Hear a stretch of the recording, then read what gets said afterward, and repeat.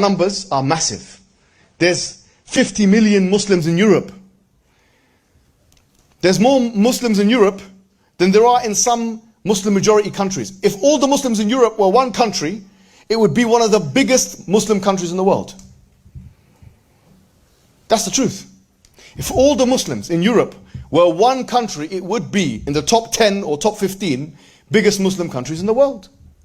It would be a big country. We're a big people.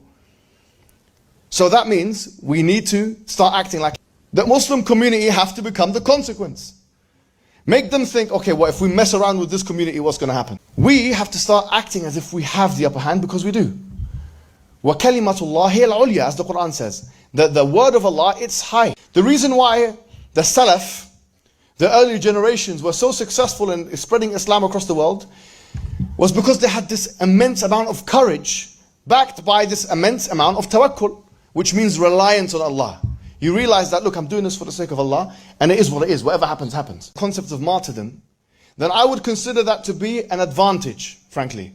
The one who's willing to commit suicide has the initiative. He's right. What's happening in Europe right now is invasion. It's not immigration. It is a conquest.